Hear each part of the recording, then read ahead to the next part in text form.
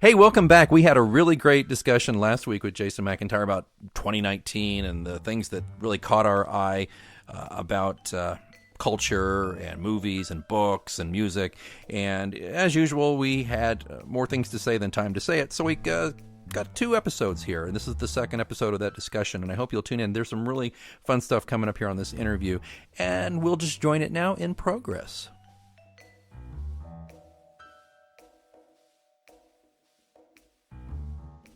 Now we have Picard coming up, like next week, as of this recording. Yes. Are you going to watch that?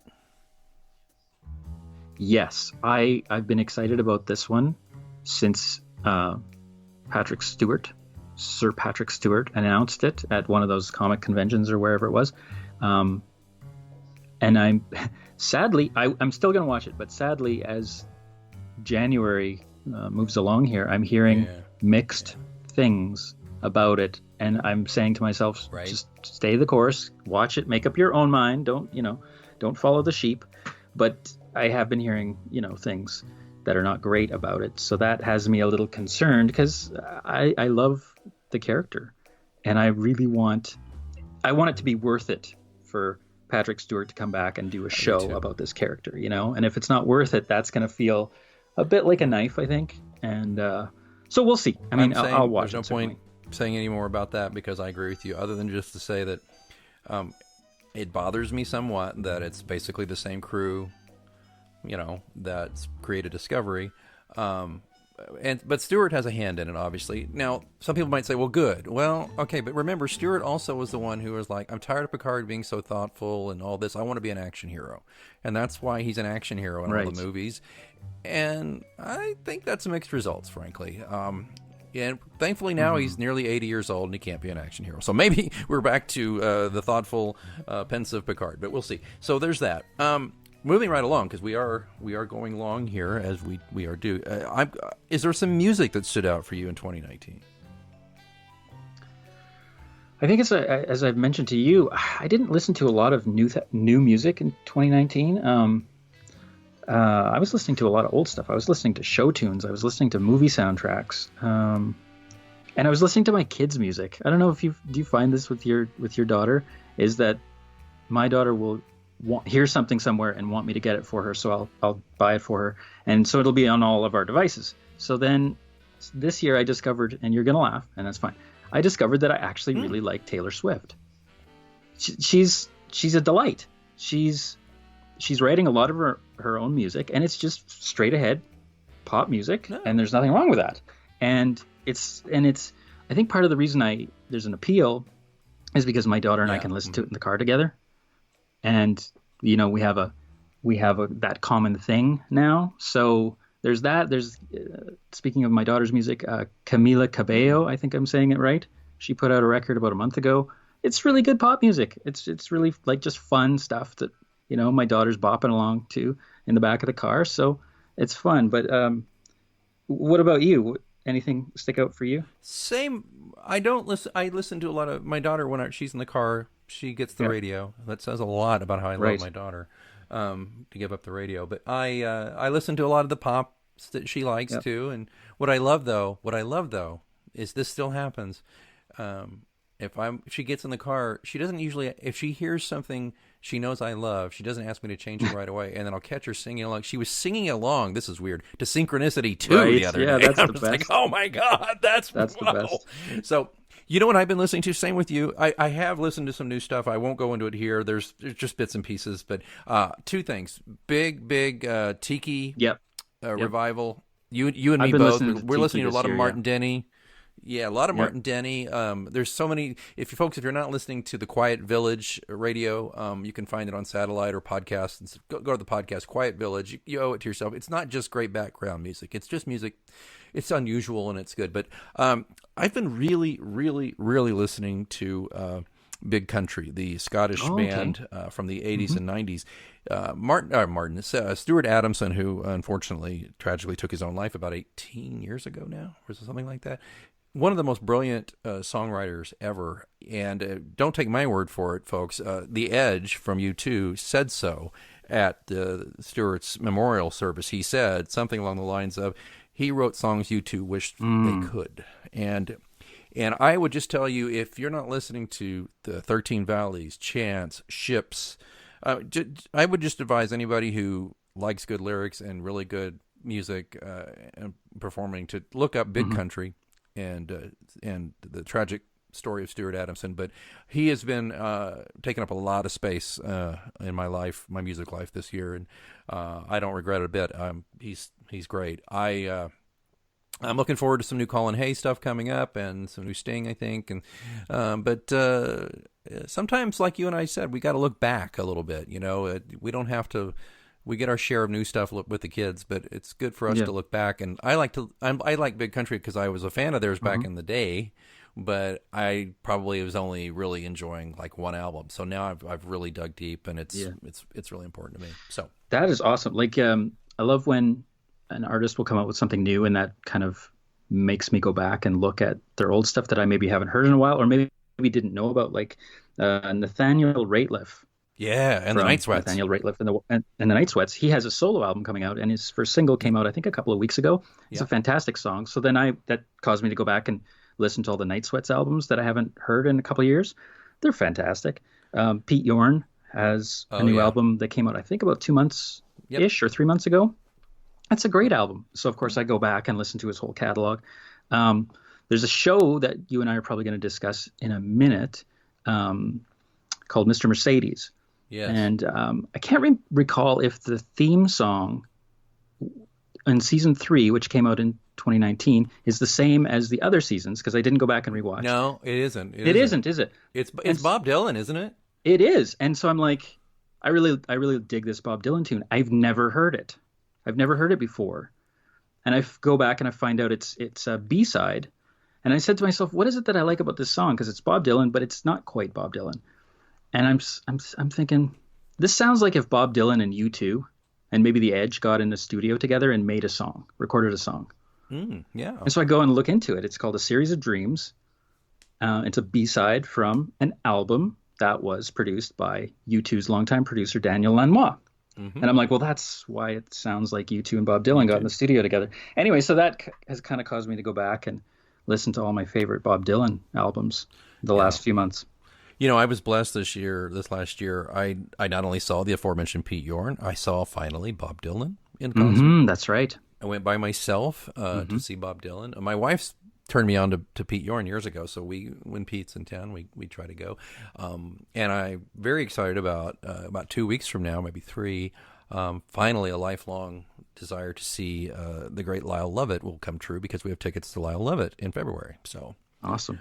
I love Lyle's approach to country. He's more old style country, which I like. I'm not a big fan of the current crop. Not saying it's bad. It's just not for me. I'm with you. I mean, give me a Hank Williams Jr. Oh yeah. Or even Senior, and give me Johnny Cash probably. And I think that's probably one of the reasons that Taylor Swift, not to bring her up incessantly, but like I just always thought of her as like a teeny bopper modern country singer. And I think she initially started in country, right? I don't know. And so now she just embraced the pop side, and it's good. Other albums or artists I was listening to, Donovan Woods, Haim of Monsters and Men came out with a great album this year. Right. Folly and the Hunter is a great Canadian band. They're no longer, but I was. They broke up, right? They did. Yeah. Okay. I think that's kind of all I had in mind. Sharon Van Etten was an artist I discovered this year. She's been around forever, apparently, but she had a great album come out in 2019, which I loved. Oh, look it up, people. I will look that up. We're kind of closing out here real quick. We're getting into the lightning round here. Books, I will tell you, I got a great book for Christmas. I'm a big Gary Shandling fan, who we did lose a couple of years ago. I got his book, and what it was Judd Apatow basically was the conservator of what Gary left behind. Gary didn't have any heirs or anybody close to him, like a wife or girlfriend at the time, and he had all these notebooks from ever since he was a child, letters, notebooks, and this book, he put together this wonderful book with photos and interviews, and it's phenomenal. It's this wonderful Gary Shandling epilogue of his life, and Apatow did a really nice job putting it together, and I consumed it in like a day. It was I just kept reading it, so I recommend that book very much if you're a Gary Shandling or comedy fan. And I also recommend to the Jerry Seinfeld driving comedians in cars getting coffee. The episode with Gary, it's eerie because the very last thing Gary says is basically joking about how he's going to die, and he died not too long after that was filmed. Poor Gary. But a great book. I also got a lot of Jim Harrison books for Christmas too. He is a gourmand, and he's a food writer, and he's a raconteur. He also did write a screenplay of a movie, The Legends of the Fall. Oh, He was that guy. Yeah, interesting guy. I'd read a lot of his stuff from the library, and my in-laws actually got me a couple of collections of his essays and interviews. So I'm going to be diving into that soon. And I also read A Warning by Anonymous, which was the alleged, I assume it's unalleged, person who is in the Trump administration but is anonymously telling tales about what goes on. And it's a terrifying read, but I got to admit, after about halfway reading it, I was like, okay, this is basically just a long list of really obnoxious stuff that happens and scary stuff that happens, and then a lot of moralizing from this writer who didn't even have the courage to put their name on the book. So that's how I felt about that book. Right. Okay. Yeah. What about you? Now those are some nonfiction reads, basically. Fiction-wise, though, I kind of took a break on fiction last year, to be honest with you, because I was writing more, and I have a hard time reading fiction while I'm writing fiction. I'm the same exact way. And I also am kind of looking back at my reads for the year. There's not a lot of fiction on it. Nonfiction-wise, I like the Tim Cook biography by Leandra Connie. I Am C-3PO by Anthony Daniels. How was that? I'm still reading it, but I'm enjoying it. It's okay. It's just more like a set of snapshots of history from a certain point of view. And yes, that was a deliberate line from Star Wars. Yes, point of view. I'm just enjoying his point of view on something that we all kind of took for granted growing up watching these movies. So yeah, that was good. What else here? Fiction-wise, I read the Strange Weather collection by Joe Hill, 4 short novels. Really dug that.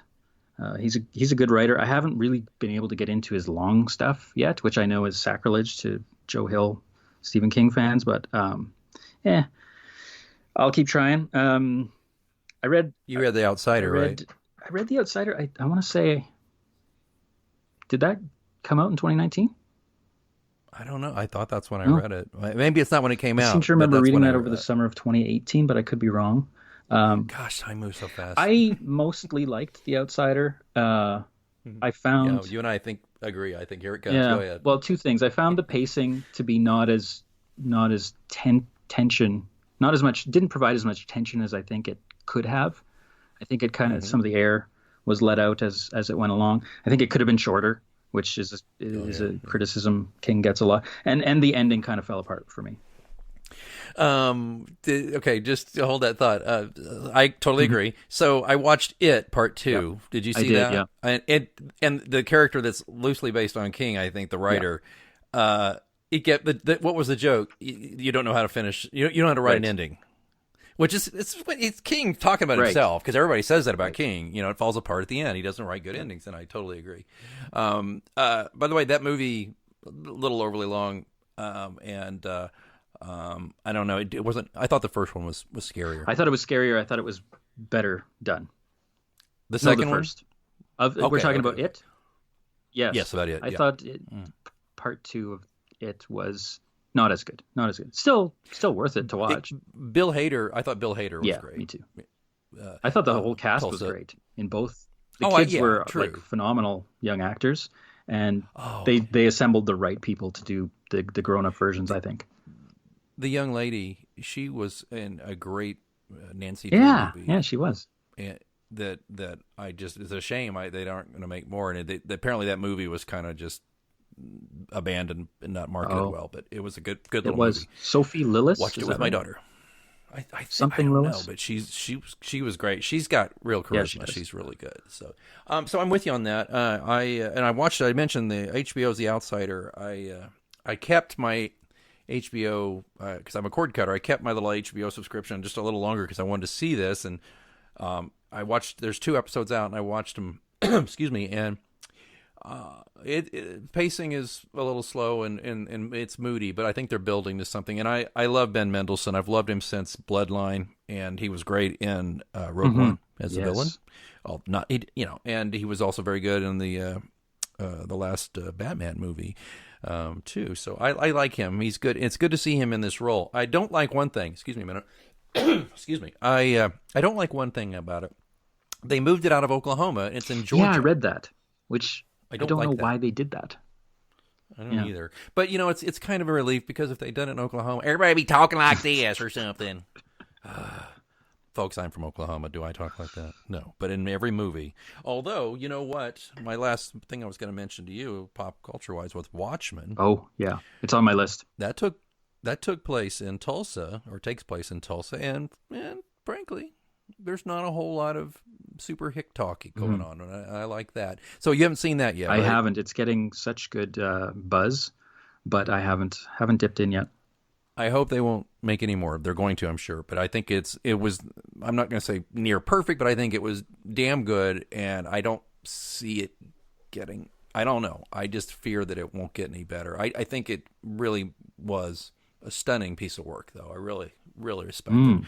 So, I love that. And all the people who are complaining about, there's the fandom menace folks who are complaining about, it's woman-centered or African-American-centered or all these. I'm just like, it's just, okay, it's like these people shoot themselves in the foot every time. Just when I start to listen to some of these dudes about but I've realized I don't really agree with the fandom menace guys, and I want everybody, all my listeners, to be clear. I want to be clear about this, okay? What I don't like is bad writing. Yeah. And so on Star Trek Discovery, when they're clearly shoehorning things in to kind of suit an agenda, it's kind of clear, in my opinion, in places. Maybe I'm wrong, but I see it, and to me, it just looks like bad writing. That I don't like. Now, there's no bad writing in Watchmen. There's no bad writing. This is just people mad about this. I'm just like, you lost me here, because I don't see what the problem is, because it's centered on an African-American woman as the lead. This is not, I don't see that as an agenda. Now, if you watch, and you haven't seen it, so I'm just saying, there's a lot about Watchmen that certainly takes that perspective, and there's nothing wrong with that, because it's done well. It just drives me crazy, these fandom menace guys, because I for a while there, I was paying attention to a lot of these dudes on video on YouTube, and I was like, well, they got a point about this being not very good, because they drew me in, because I don't like what they've done to Star Trek. I just don't. And then I kind of realized, I'm not sure we dislike this for the same reason. Yeah. And that's what, just to sidestep for a sec, just that's my issue with all reviews, but specifically just this poll of public opinion on pop culture and like the Star Wars movies, for example. Yeah, you have some legitimate gripes, but if most of your gripes are centered around things that have nothing to do with story, performance, or the technical aspects of making the movie or the TV show or writing the book, then I kind of am going to tune you out. You know what I mean? It doesn't really affect me. I'm there just to see or hear or understand a great story, have compelling characters that are performed well, and not have some kind of crazy J.J. Abrams lens flare all over everything. But but you got to put up with a little bit of that, I guess. Yeah. You and I are in complete agreement on that. I've just kicked myself a little bit for kind of being drawn into some of those things. Yeah. It's in my opinion, it's somewhat misguided. It's overly negative, and if I'm being very candid, it's not honest. And so not all of it, but there's just some big actors in that side. I don't mean actors like acting actors. I mean, there are actors in that movement that I have to question some of their motivations, but not all of them. Not all of them. Okay. Right. Before I get, attacked by those folks, I better shut up. So, hey, we're going to have to start winding down here, but any other things we haven't covered here do you want to throw in here real quick about the year? I'm like 90% of the rest of North America. I love The Mandalorian this year. I haven't seen it. Oh, yes. It's a throwback to the feel of the original Star Wars movie, in my opinion. A lot of it, Oh, not the outer space stuff, but the stuff on Tatooine, like the Western type feel of that's the first act of that movie. I love Um, that stuff. and it's just really well done. It's very simple and straightforward. There's not a whole lot. Um, you go to a Star Wars movie and there's 15 different whizzing things happening, and Hmm. there's lots of great special effects in The Mandalorian, but it's just mostly, I think it's 8 episodes. It's just each episode is kind of like its own TV Western episode from 1965. Like it's just really, really straightforward and compelling, and I and You're I and I really dig it. trying. You're really trying to get me to jump off and get that subscription, aren't you? Because you're pushing all of my I do buttons not with work for saying Disney, but I think that one you'd dig. Uh, Oh man. we'll talk offline more about it, and maybe I'll Okay. send you a gift card for it or something. Thanks, pal. That's Yeah, great.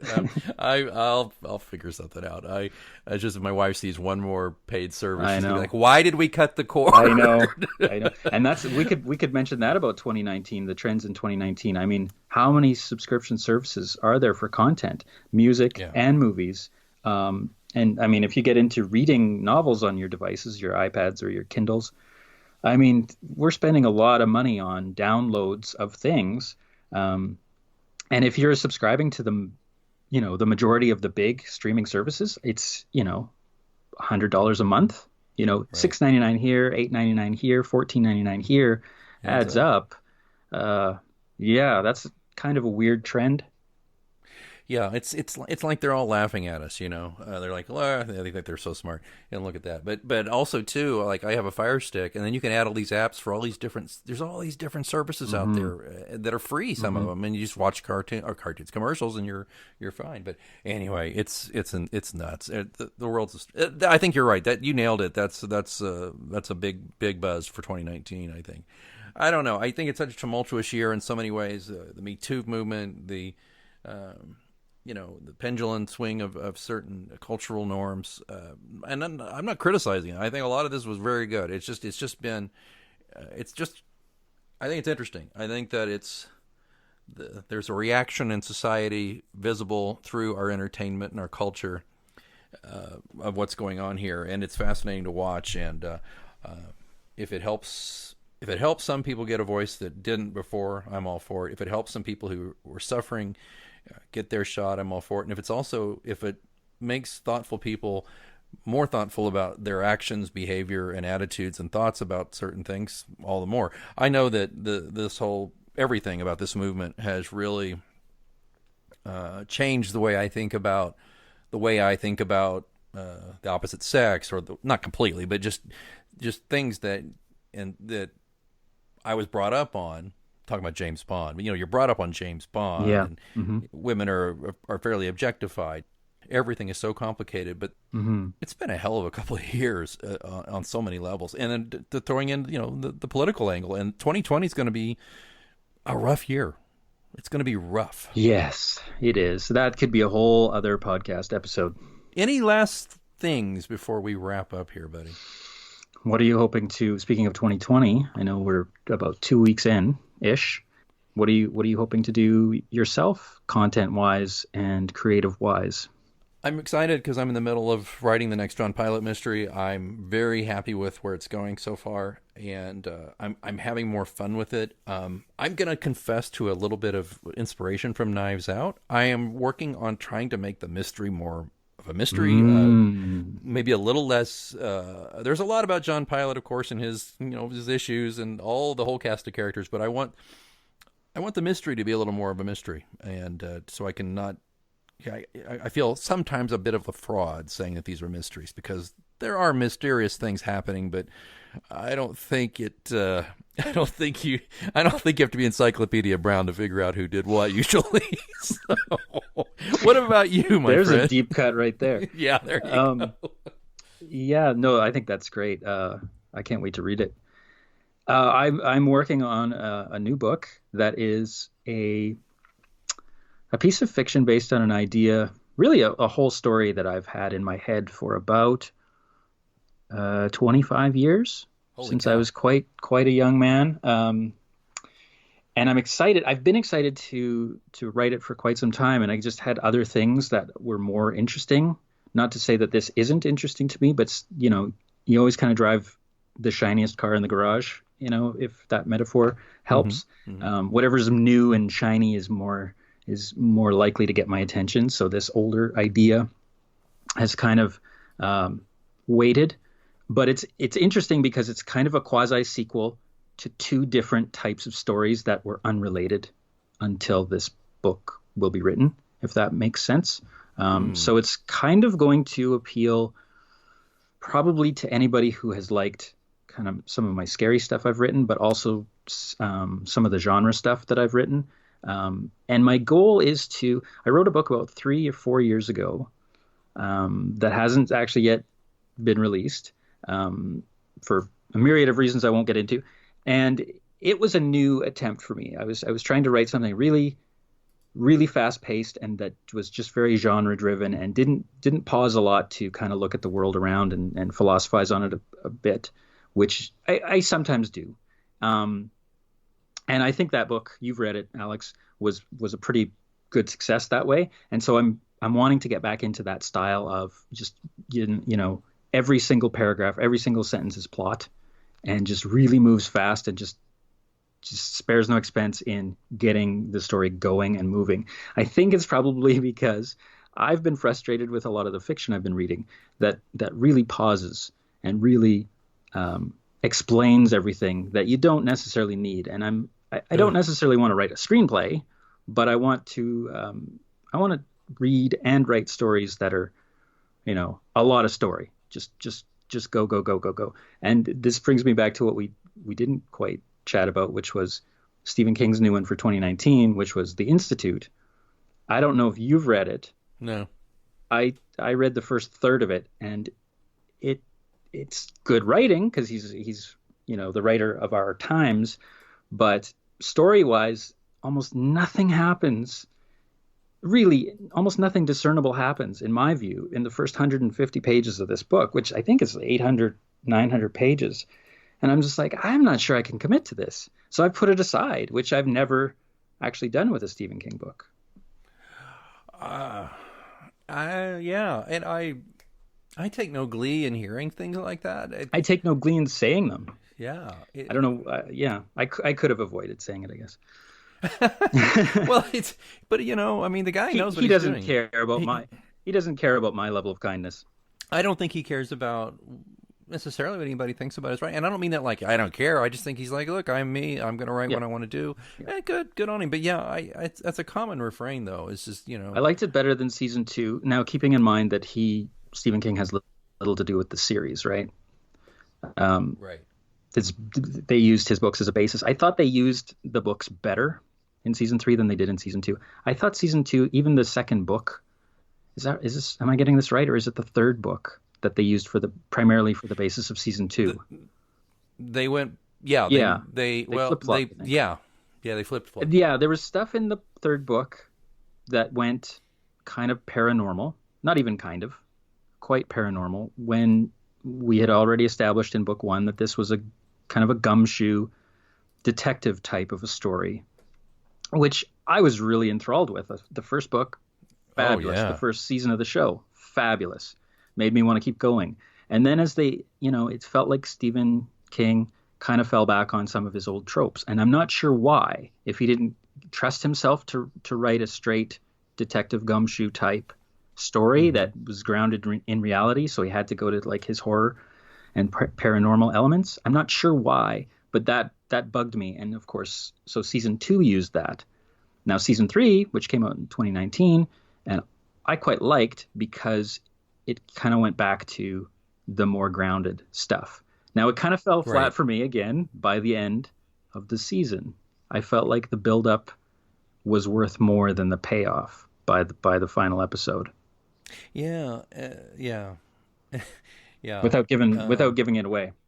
Yeah, and the villains, the antagonists. Well, I'll say this about season three: you'll never look at Captain Janeway the same way Yeah, again. yeah. Oy, oy. It was an Um, interesting performance because I don't think if that character's in the book, it's minor minor, compared to how yeah, they used her in the series. right. Yeah, yeah. I like 3. It was returned to form compared to 2, the second Mhm. season, but I think you're right. We nailed it there. And again, King didn't have much to do with the series, but I think Harry Treadaway is in the new Picard series. By the way, he was the Yes. villain. Yeah. Yeah, so that'll be interesting to see.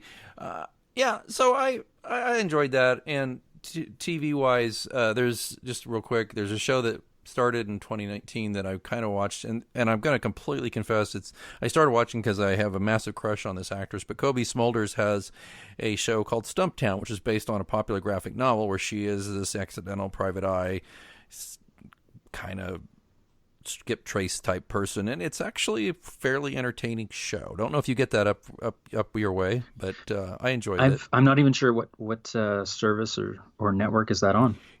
It's on ABC here in Oh America, yeah, so I don't I'll know. get that somewhere. Yeah, it's called Hmm. Stumptown, and I'm not telling you it's the greatest thing ever, but I enjoy her performance in it, and it's all right. I don't watch a lot of what we would call network shows anymore, but so every now and then when I find one that looks interesting. Now I tried to watch one the other day called on Fox just because of the concept, kind of a modern day Western concept about a guy who was the head of the sheriff's posse in L.A. County.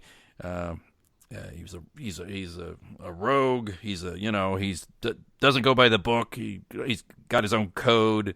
And anyway, the sheriff kicks off, dies, and there's a rule that if the sheriff dies in a certain way or whatever, that the senior member of his posse could take over as interim sheriff. And so there you go. That's your show.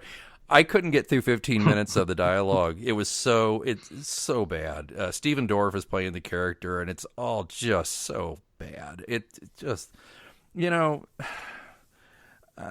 if you're going to do a modern take on the Western, it's not enough just to throw in some tropes and, shove a ramrod up somebody's back and have them, it's just, no, sorry. I'm not making a lot of sense, but it was terrible. It made me miss Justified, but even Longmire, which, by the way, a series of great books that had a pretty promising start as a TV show that kind of went off the rails the last season or two. It got really soap opera-y. So just funny. Although, probably like you, I would just kill if somebody would take one of my books and ruin it on TV. Where do I sign? Where do I sign? Yeah, I once said that. I said, "You want all of the John Pilot? You want John Pilot in perpetuity? How many zeros are on that check? You got him. Bye, John." Yeah, exactly. But this comes back to what I was saying earlier with the reboots and the rehashes and the retreads. There's so much good content that movie makers and the television industry could be tapping. There are so many great indie authors and established traditional authors putting out really great, interesting, non-cliched stories that are, looking at new types of characters and new types of stories. There's so many things that Hollywood could be buying up for a reasonable rate. And